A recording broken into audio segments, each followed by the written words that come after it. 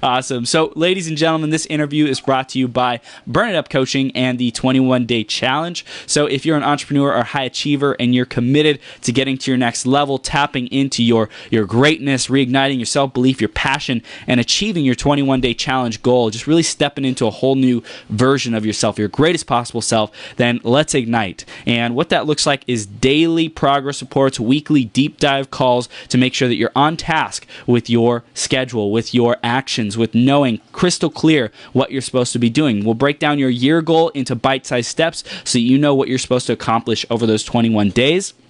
We'll make sure that your morning and nighttime routines are dialed in, and we'll make sure that you're primed and prepared for success. So if that sounds like a valuable experience for you, you're ready to reignite, you're ready to have a conversation about taking your life to the next level, you're ready to kick butt, take names, join today. Join today. Let me know you're excited and interested. You can send me an email, chris@beyourgps.com, or you can message me on Facebook, and that works perfect as well. So that's the 21-Day Challenge. Looking forward to talking to you about it. And next is our iTunes review of the week. And that was left by, it was none other than Shanti Yogini. And Shanti Yogini says, uplifting and inspiring. This podcast is true to its name. No matter what area of discussion we are interested in, it will help bring out our strengths and make us be our highest possible self in that specific area. I first listened to the episode, Marketing with Heart versus Hype. Chris and Cindy rocked the show. Chris is natural in making the guest their highest possible self during the interview by asking the right questions. Time just flew by. Dear, blessed, and beloved Chris, keep rocking. Keep inspiring. The world needs more leaders like you. So thank you so much for sharing that, Shanti. I appreciate you. And if you're listening or watching and you want to give us an iTunes review, you want to let us know how we're doing, give us feedback, what's working, what's not working, we appreciate it all. Go to beyourgps.com/iTunes and you can give us a review there. And you can also search Becoming Your Greatest Possible Self on iTunes or search it on Facebook and find us there and give us the review like that. We appreciate you. Thank you so much in advance for doing that. Now, we are going to introduce the Woman of the Hour, and she is going to bring some amazing health and wellness information and wisdom to you. So in a moment, she'll be coming on. Hang tight and make sure you stick around to the end because she's going to share the gold, and you never know what's going to change your life forever. One idea can change everything, so stick around. Concita Thomas is a food and fitness strategist, certified personal trainer, and fitness writer. Her company has helped hundreds of people achieve sustainable weight loss while avoiding diet traps and breaking free from fitness obsessions. Concita offers a variety of ways for her clients to start their health journey, including coaching calls, coaching programs, and personal training. It is her goal to find a plan that works within the client's lifestyle. All right, Concita, you ready to rock this? I'm ready to rock. Hi. Awesome. We're now rocking it live on Becoming Your Greatest Possible Self. Thank you so much for showing up today and contributing your time and your energy to help our audience become their greatest possible selves. Thank you. Thanks for having me. Happy to help. Absolutely. So we're going to dive right into the theme of the day, which is a universe of duality. So Concita, how has this concept of a universe of duality, how there's, good and bad and, right and wrong and all these kinds of concepts, how has that impacted you in your life? Oh my gosh, that's a good one. Yeah.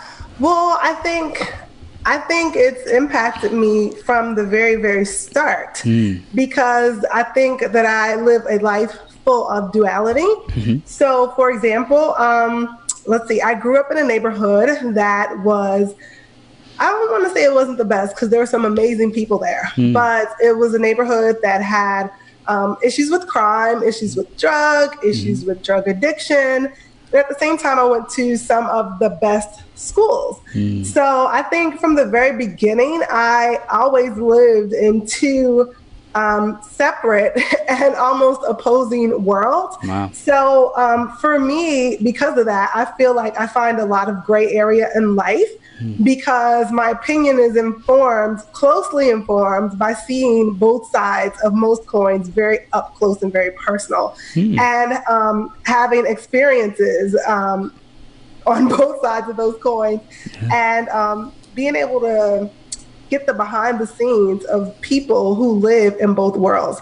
So a lot of times I'm that person in a conversation where people will say something like, well, can you believe that so-and-so thinks? And I'm like, well, actually, yeah, I can understand how, based on that person's experience in life and where they grew up and that thing that happened, why they can feel this way, even though I feel this way. But I'm highly informed that I only feel this way because, and I know that could probably be a little bit frustrating in conversation, because it may seem like I'm trying to toe the line and not really take a hard stance on either side. But even my coaching clients know that one of my most common answers to their questions is, it depends.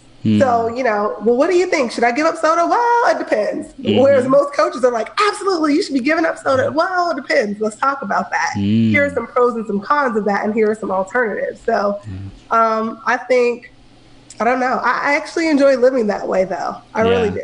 Yeah, I so resonate with what you're saying, because it's like, to be able to put yourself in your client's shoes or other people's shoes and empathize, it's almost like you have to be able to be that dual view. Yeah, that dual view of, hey, maybe it's not my upbringing and my traditions and my habits and my mindset, and can I put myself in their shoes so that I can really relate with them? And I believe that's what a perfect example of a universe of duality, because like, I know that there's going to be such different answers from everyone throughout today about like what that means to them, because everyone relates that concept of duality different. And I think for you, what I'm hearing is it allows you to really relate with people so much more effectively, because you can see things from different perspectives. Would you say that's the case?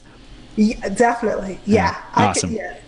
Awesome. And I'll admit, though, I get pretty passionate. I'm like, but listen, I know, because I know about both sides. Right. But I do have the ability to see both sides. So cool. So cool. Awesome. So great start to the interview, Concita. Let's dive into a little bit more about who you are and what you're working on today, so that people who maybe haven't heard about you, or they're hearing about you for the first time, or they want to learn more about you, just so you can catch everyone up.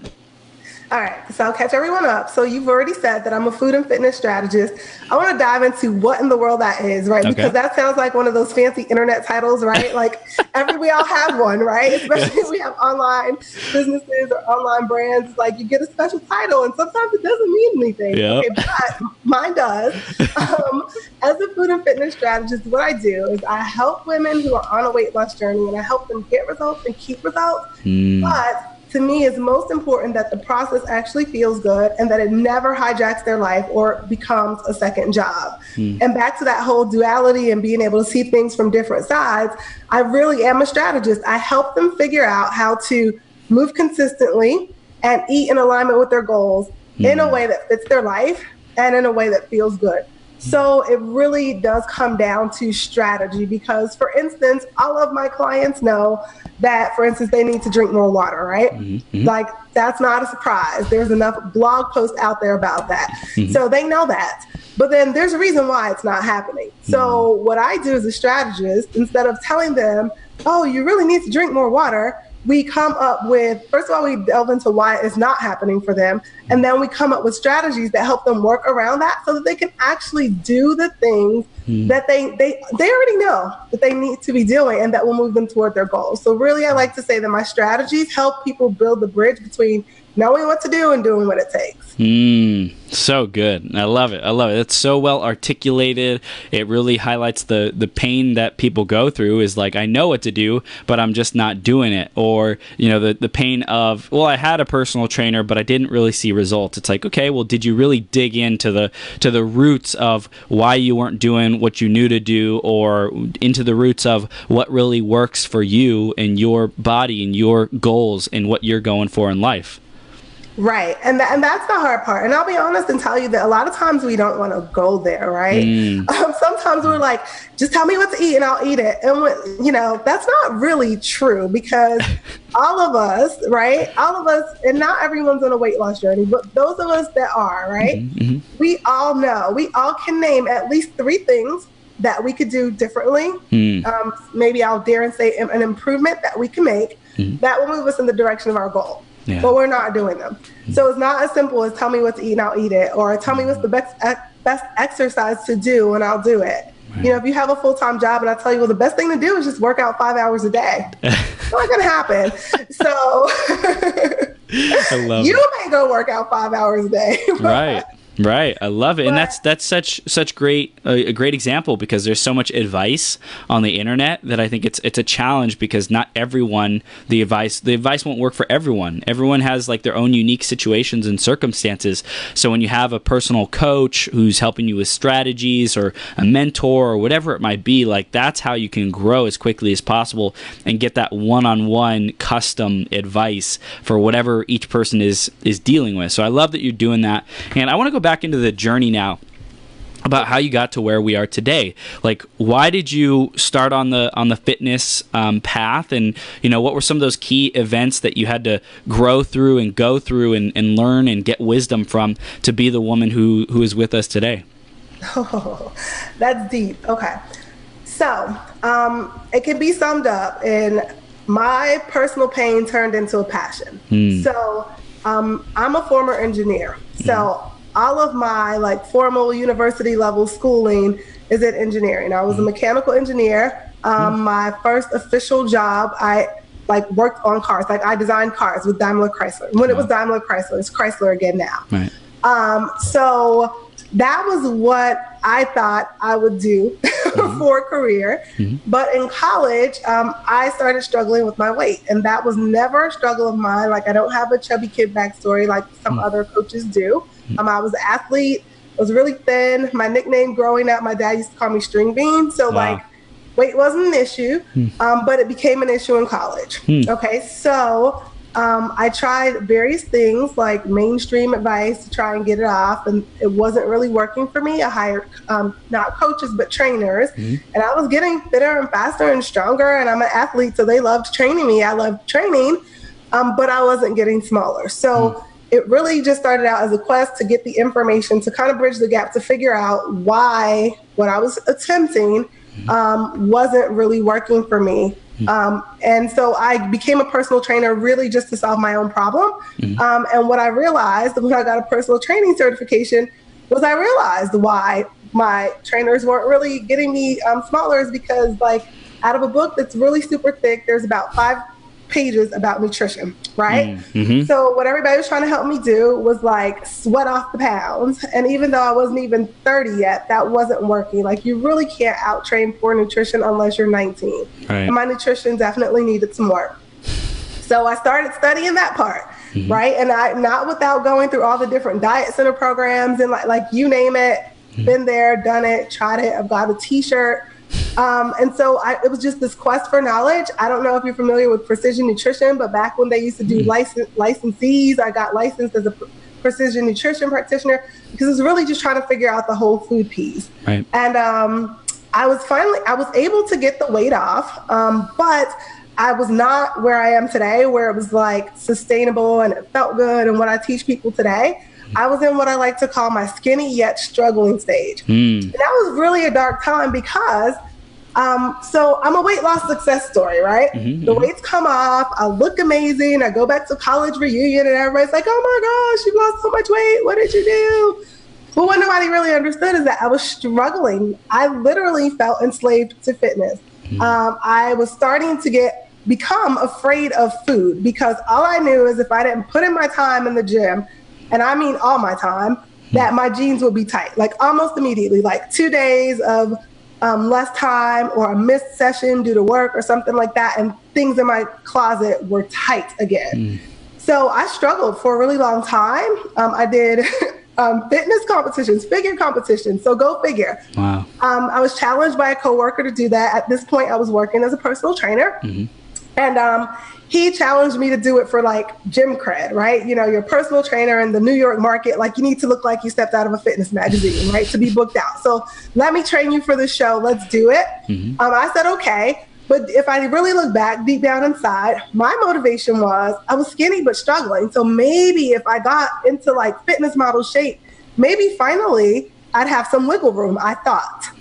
I was wrong. It was worse. I really messed up my metabolism. I regained 30 pounds in 4 weeks after that fitness competition. And at this point, I'm working as the fitness program manager in a big gym in the New York market. It was really crazy. That was not fun. And I struggled for years, like trying to get my metabolism back on track, trying to be able to manage my weight in a way that felt good. And I didn't really until we conceived our first child. And that is when I like stepped off the roller coaster. Like I felt like I had breathing room. It would be okay to gain weight. And that is when I started figuring this stuff out and playing with and experimenting like what I teach today. Wow. And so fast forward, it worked. I gained pregnancy weight. It doesn't matter. I do that. I've done it. I've been pregnant twice. I gained it twice. Not the cute little 25 pounds that they tell you to gain. No, my kids 50, 60, that's what I do. Right. But when I was done, when I had the kid, practicing these principles, these very basic principles that I teach now, the weight, it came off. And it did it again after the second one. And I've helped hundreds of women implement these principles. And so like, that's the backstory. Like I never meant to do this as a career and help others.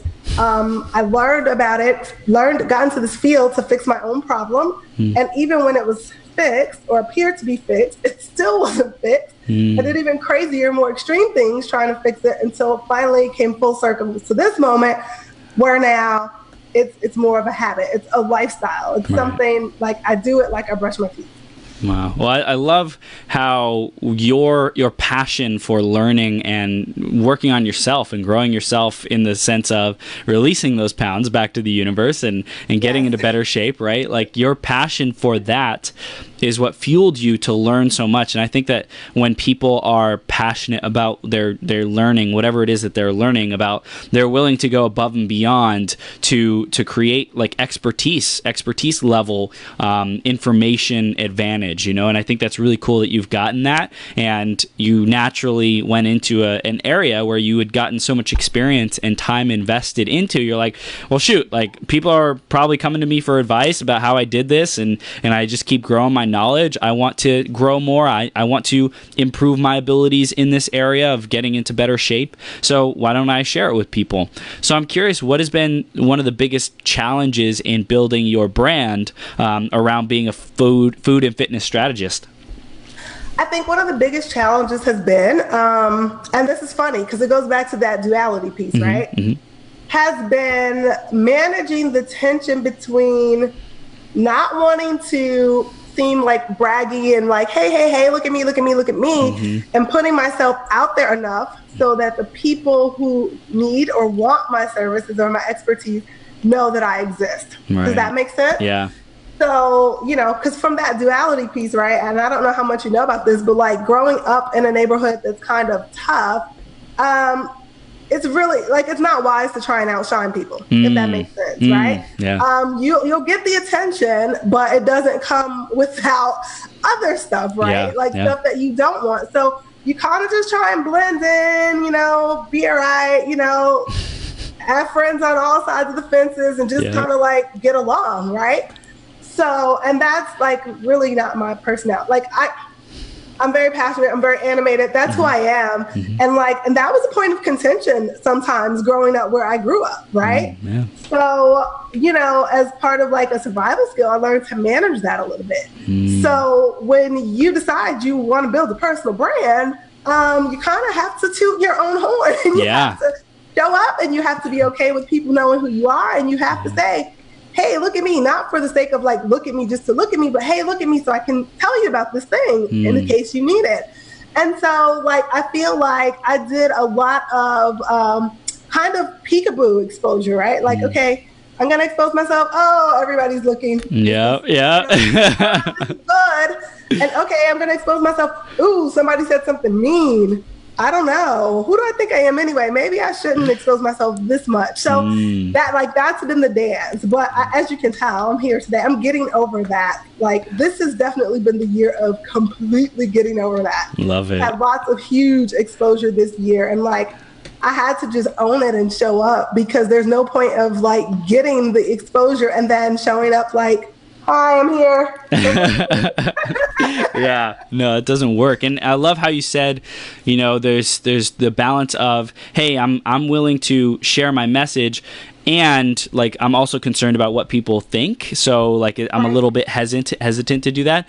And then on the other side of that is like, I'm going to overly share my message, and what's beneath that? Is there like, insecurity? Is there desperation? Is there survival? Different stuff like that. Because I know for me personally, when I first started my entrepreneurship journey, I was like really self-conscious about what people thought. And I thought what would have people want to be around me and like me and keep me around, so to speak, was for me to be like this super high energy, Energizer Bunny, the loudest person in the room, all this kind of different stuff. And I recognized that turned people off, some people off who didn't want to be yelled at or screamed at. And while it is important for me to be like grounded in who I am and stand up for what I believe in, I recognize that some of those times I was doing it simply because I thought I had to, or simply because I wanted to be noticed, or simply because, that was the only thing I knew. And that was like the only way I thought I could be valuable. But really there were so many deeper levels to me showing up. So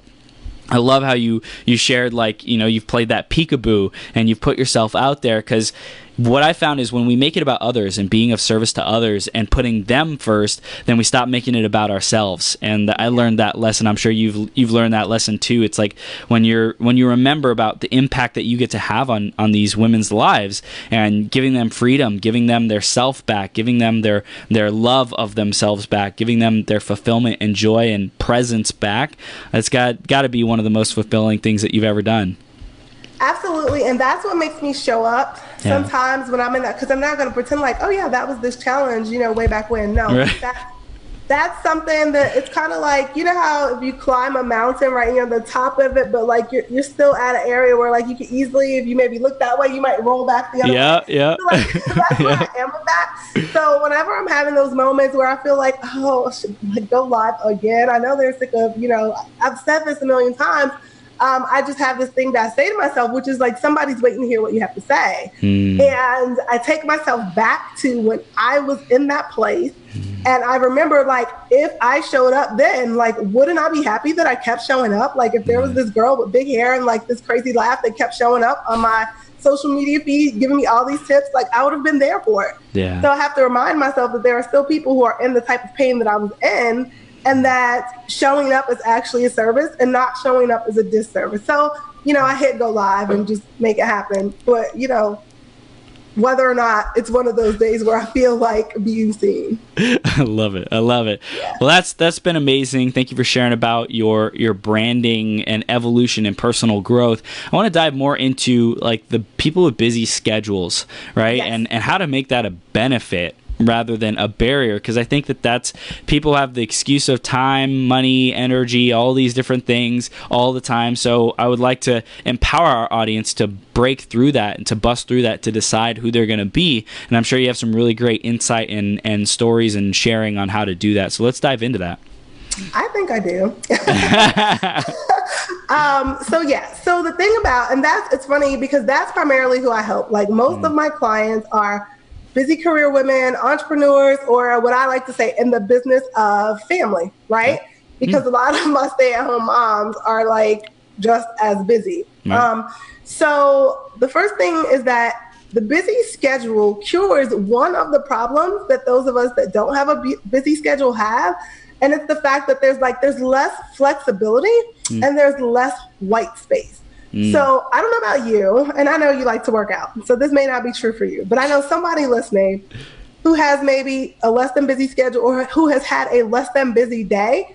And I've done this before, and I've got super busy schedule, but I'm an entrepreneur, so I have flexibility. Who has thought about the workout that they need to do all day and kept moving it right throughout the day. Like first, I'm going to do it first thing in the morning. I've done this. So let's talk about it. Yeah, I've done this too. I've done it too. I'm going to do this first thing in the morning. And then you get up and it's like, oh, but the house is so quiet. I can get this done. Okay, well, I'm going to do it after I drop off the kids. Yep. Oh, but I owe this client this email. So I'm going to do it after lunch. But now I feel kind of stuffed. I'm not going to get as good of a workout. So and then I've done this, like I wake up 11 o'clock at night because I've put my daughter to sleep and really she put me to sleep, right? And I'm like, oh, okay, I guess I'll go do it now at 11 o'clock, where it's not optimal. Or I wake up at 2 a.m. and I realize it's the next day. So the busy schedule helps because it provides structure and framework. It really does. Like, for those of us who are 9-to-5ers, we know that workout is not going to happen at 10 a.m. because we have a meeting at 10 a.m. So we don't fool ourselves like maybe some entrepreneurs do. And there's a more structured framework, and you know where there are slots that you can slide things in, and you know where the times are where like it's off limits. It's just not going to happen. Right. So I really believe that everything begins and ends with how you see things, right? So you can look at your busy schedule and you can say, I barely have any open time. Or you can look at your busy schedule and say, you know what, I've got 4 slots of time each day, and I know exactly where I can fit my workout in. Like, no question about it. I could do it at this time. So really, it all begins and ends with mindset, first of all, because 2 people can have the exact same hand, and one person, or circumstance, if you will, and one person will feel like, oh my gosh, this is the worst ever, and someone else will win big with that same hand because they saw it differently. Yep. So first thing though, that busy schedule, like, it's not a burden. It could be a blessing. You have structure and framework, the thing that some of us struggle for years to put in place. So I love this. And how do people actually make that transition though? Like, yes, they can decide. Yes, they can make the choice. And like, what does that look like in reality? How can they follow through on that? How can they really start to transform and completely transform how they see it and their perspective of it? I think treating the outside of the office life how you treat the office life, because what I remember about working corporate is like, oh my gosh, we had to go through Franklin Covey training. Yep. We had these $1,000 planners, and they trained us on how to get more done in the day. It was like crazy, right? Yeah. So most of us who work 9-to-5s have that type of mindset, but we tend to check it at the door and pick it up when we come in the door. So if we take that same mindset, so it's already a skill set that you have. Like, if you're working in the office, you have this skill set. Just expand it outside of the house. Like, I think that's the most practical and tactical way. Yeah. Like, you've got time blocks, you've got meeting schedules. That's one of the things that I encourage my clients to do. Schedule your workouts for next week. Because if you have a fluid schedule, it may not be every morning at 5, but you can schedule when it will happen. So like, that's the first step. Schedule. When do you decide what you're eating the next week? When do you either pick up groceries, or when do you press order on the Amazon Fresh, right? Whatever it is, like putting those things in time slots the same way we put things in time slots at work. That's it. Just take that same skill set outside of the office.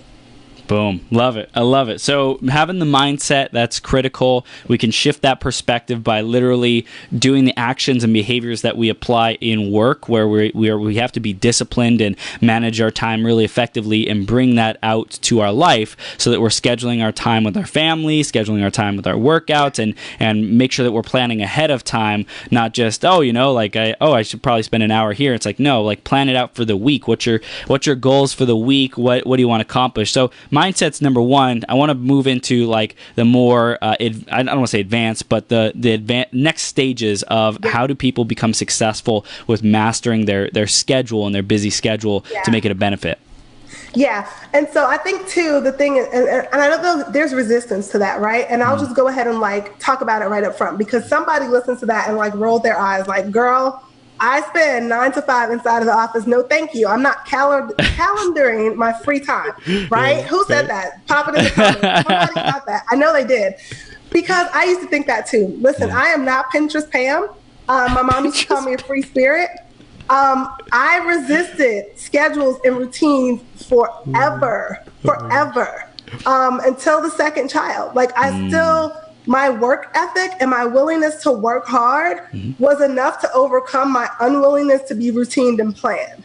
But there was something about the second child on top of the marriage and the business and the first child that made it like my work ethic could no longer outrun that. Like, my ability and willingness to stay up late could no longer outrun that, right?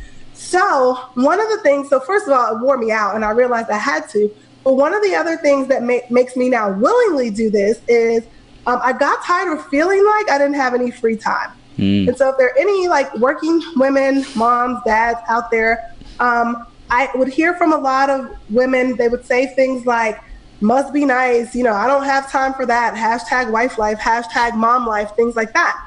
But what I found with this calendaring thing, so I'm giving you motivation to do this now, guys, was that I didn't just schedule groceries, workout, whatever, all that stuff. I also scheduled me time. Nobody talks to me time. That's right. Like the time I go hang out with my girlfriends, date night, things like that. All the things that I wanted to do that sometimes I would do them, but not always fully enjoy them because in the back of my head, I was thinking about that project that left.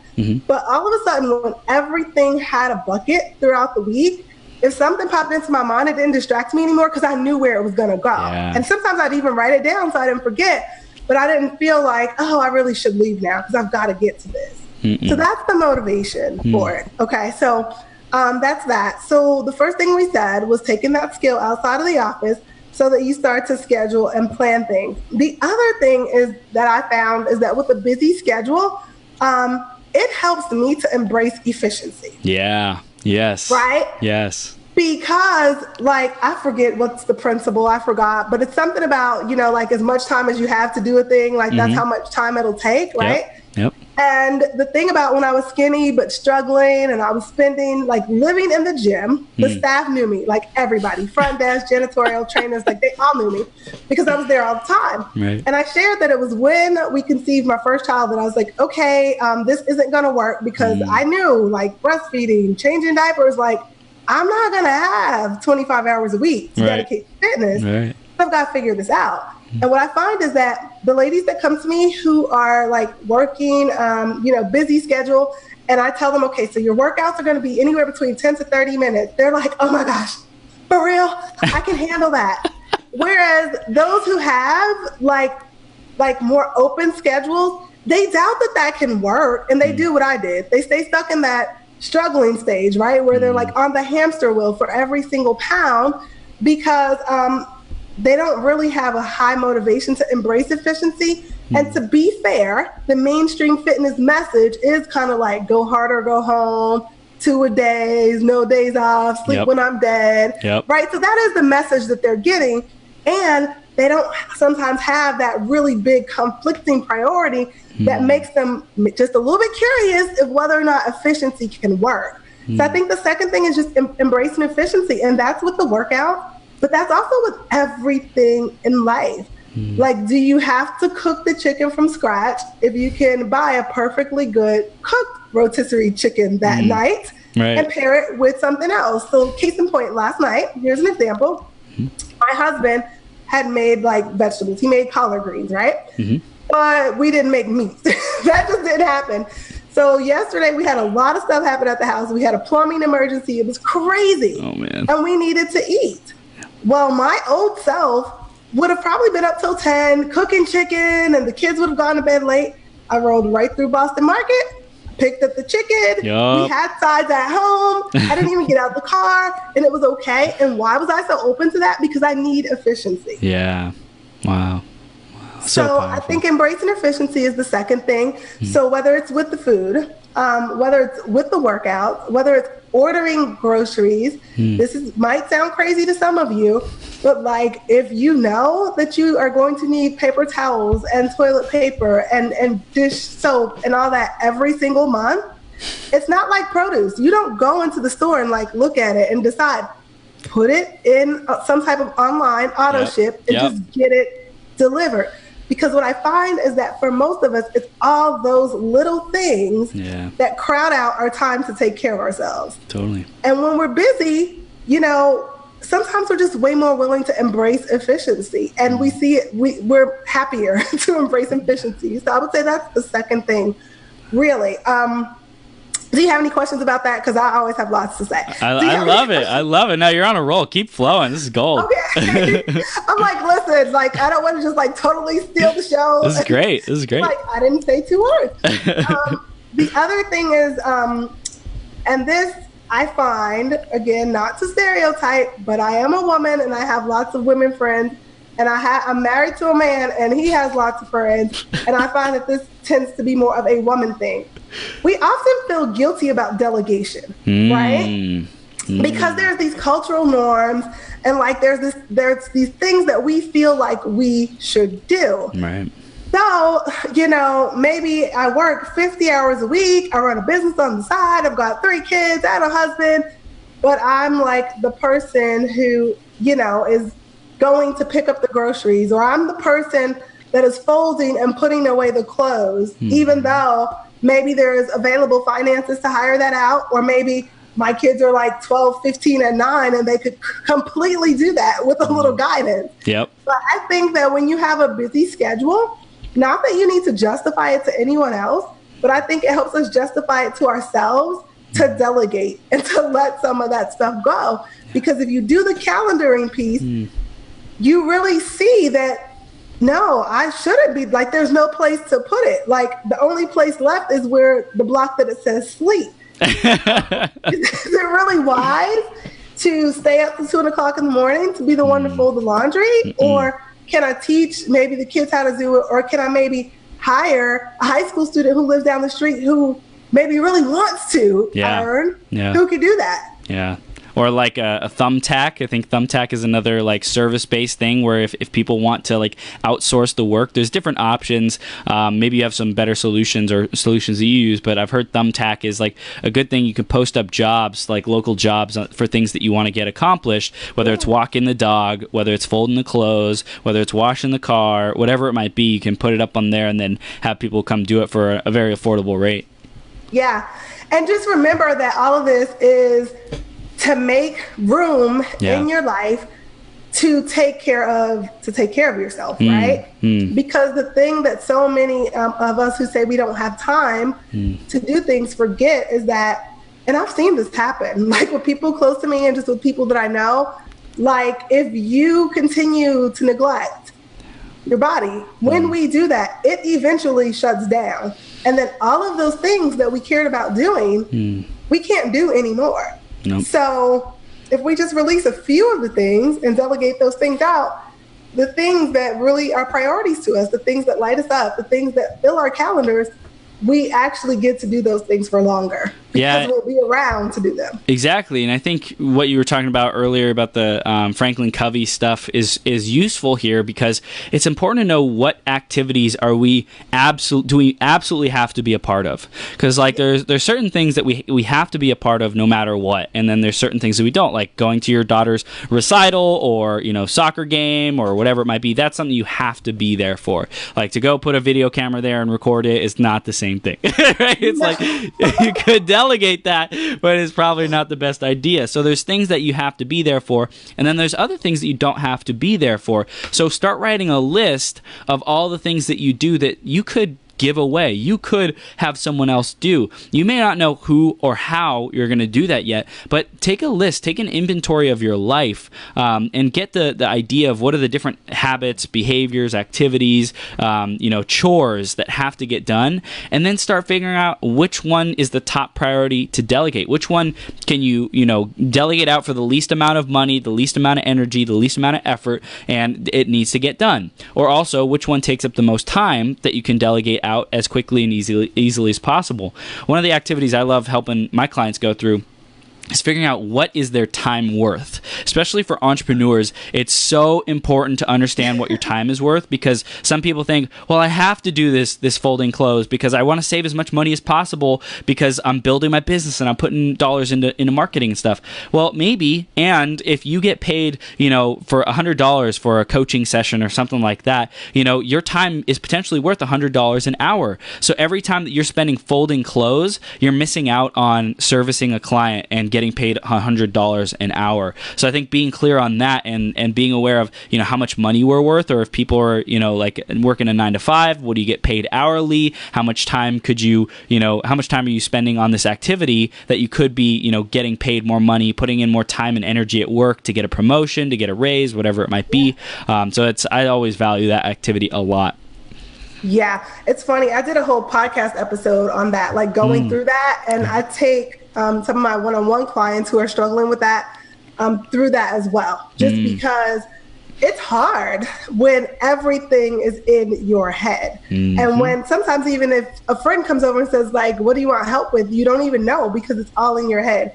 So I'm a huge fan of the brain dump and like going through and seeing like, okay, what is critical and must be done by me? And like, what's critical but can be done by someone else? And and being real with yourself about that, right? Because we may convince ourselves that no one else can fold the clothes like me. Okay, well, I think we can teach them how to fold. Done is good enough. Right. And some people are really a stickler for that, and I get it. Like I told you, I'm not Pinterest Pam, so I don't want to be insensitive to those who are, and they're like, no, because if I go in my closet and my towels are this way, like my day is ruined.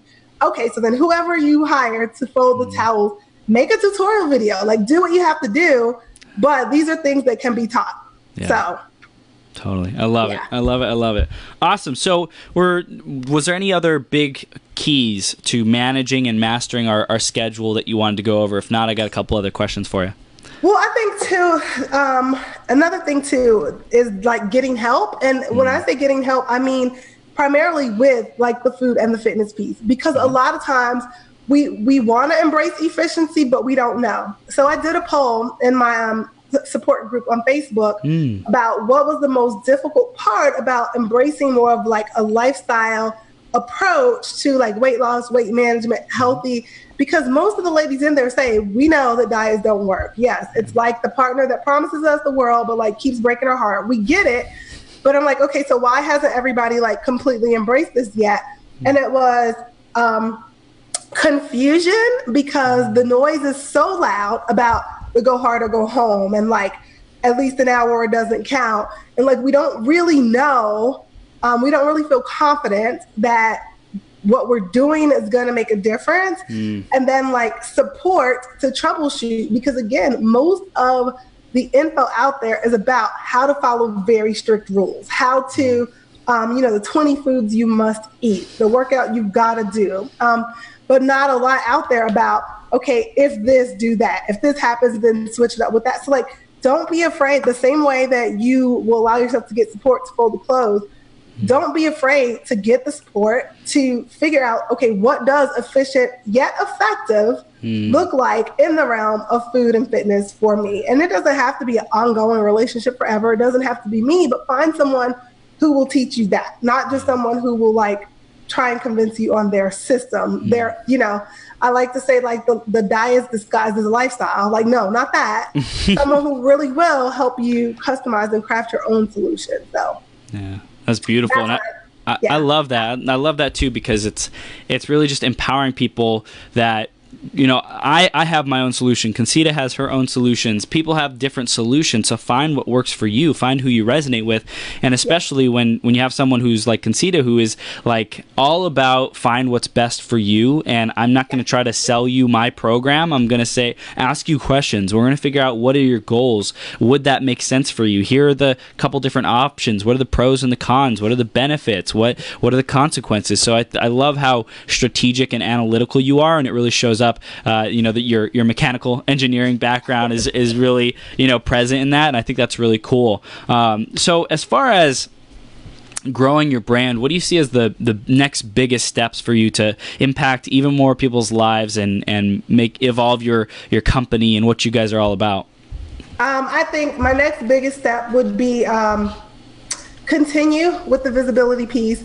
So what I would like to do is I would like to get more articles published in major magazines. I would like to do more speaking, both online and in person. And I think those would be like the biggest things: more speaking and more articles, and just like more and larger publications. So that's what I'm working on. That's what I've been working on. I was on the news.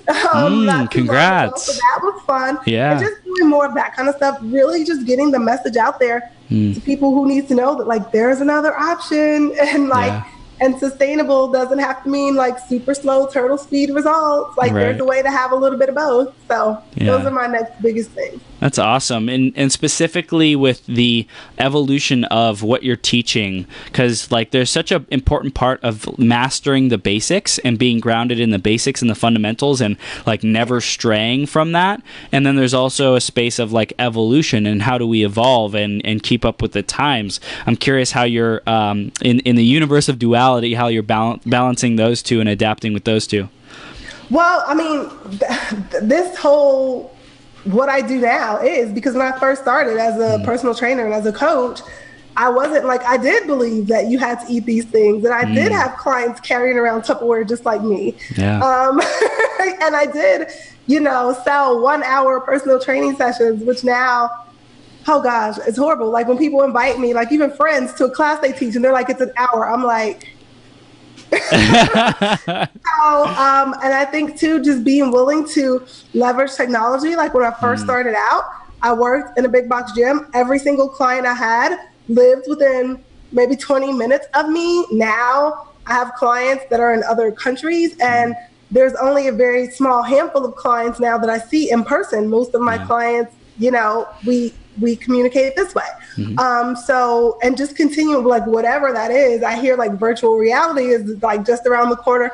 So like whatever that is, I'm just going to move with it. Like I'm definitely one of those people who, if there's a newer but better way to do it, or a more appealing way to package what people need, I'm going to do that. I'm not really one to jump on fads like, okay, you've got to work out this way because like that's really cool right now.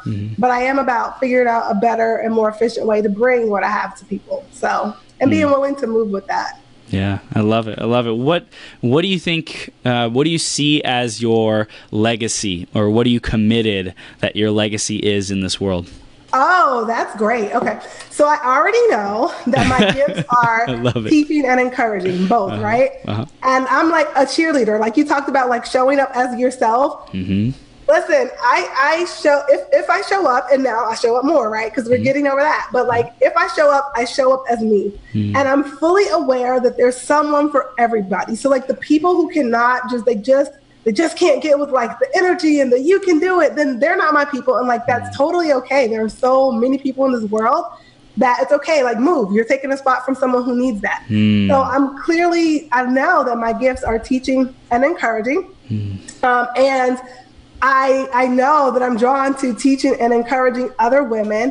And right now, what that looks like is helping them really, I'll be honest, okay? So what I sell, or what I attract with, is weight loss and weight management. But I'm very clear that really what I deliver is freedom, confidence, and like just an ability to really reach your potential. Yeah. Because for a lot of people, and I don't think it's the same for men, because my husband and I have talked about this, and like, and my dad, like men that I know, at least the men in my family, can gain weight and like, they don't gain weight, lose weight, no big deal. Right. I think it's probably too because of societal influences. I think for women, we take it more personally. Totally. Unfortunately, we attach a lot more meaning to that. Yeah. And I think we have and again, I don't like, oh gosh, I probably sound like I'm a woman, female chauvinist, but like, but I find in my interaction with men and in my interaction with women, like it seems that men compartmentalize more. Like I know my husband and I joke about this all the time. I'm like, you could find out that your best friend died and like you'd go to work, like because, and then when you get off work, you'd cry. Does that make sense? He's just able to compartmentalize in a way that I don't. Like the boundaries are a lot more, fluid. Fuzzy for me. So what I know is that when we as women feel like we're able to master ourselves first, right? Like, okay, I'm mastering myself. I'm feeding myself well. I'm moving my body. The evidence of that is just, my clothes fit. And now I feel like I can do other things. Like I had one client who she was one of I call them poster girls because I really do have posters of them, right? And I'm in my gym, which is why I'm sweaty. But and when she finished her transformation program, she went back to graduate school. Like she's a social worker now. And I thought she had always planned to do that until one day she told me, doing that transformation with you taught me like that I could set goals, and that once I set goals and I had a plan, that I could make whatever I set my mind to and whatever I decided I was going to do, like I literally could make it happen. And she was someone who I always saw, my view of her was she was very motivated. She was very driven, but that wasn't the view she had of herself until after she did the transformation, until after she had days where she literally brought her son to the gym with her, put him in a high chair with a DVD player because the babysitter didn't show up, and got her workout done. Wow. So when she was able to see herself face and overcome challenges in that area of life, she was more willing to face them and overcome them in other areas. And so I know that that is what I'm giving people. Even though they come to me, to drop 3 jean sizes, I know that when they leave, they have a firm belief that they can achieve whatever they put their minds to. And that's the legacy that I want to leave. So amazing. I love it. Concita, you are rocking it. I'm super excited to see you bring that to life. And I know that there's people listening or watching right now, whether live, replay, podcast, YouTube, whatever it might be, that want to know how to stay connected with you and how to continue their journey with you. So how do they do that? All right. So first step is always, my website is ConcitaThomas.com, and everything, like all my social media feeds, all that feeds into that. Right now, I have a freebie that I'm giving away. It's called the Get It Off Game Plan. And it's exactly how to manage like all the stuff we've been talking about, right? Like mindset, the food, the fitness piece, like the lifestyle piece, delegating. It gives you a game plan. And because you're busy, it's one sheet. Okay, so it gives you a game plan and very simple action steps in order to manage all the critical factors when it comes to creating sustainable weight loss. And you get that by going to ConcitaThomas.com/game plan, all one word. The good thing about that, though, is when you do, you're also going to get a personal invite to show up for I'm doing 2 free trainings that are happening. One is happening Thursday night, 2 days from now. Critical mindset shifts that you must make if you ever hope to achieve lasting weight loss. And then the next one will be on the following Tuesday. And that one is going to be all about the food piece, right? Because there's just so much information floating around out there. Like, what does it even look like to begin to craft your own solution? And how is that informed by everything else that's out there? So definitely you want to download that at ConcitaThomas.com/game plan. Awesome. So amazing. Concita, thank you so much for the work that you're doing in the world. Thank you for bringing your energy and wisdom to our audience. I'm excited to share your message with even more people on our podcast and everything that's coming out with us. And thank you again for coming on today. And everyone who's listening or watching, definitely stay connected with Concita. Find out how you can optimize your fitness, how you can release the extra weight that doesn't serve you, and really get into your best health ever, your greatest possible health ever. And Concita, thanks again for coming on. We'll see you soon, okay? My pleasure. Happy to help. Awesome. Have a great day. You too. All right. Bye.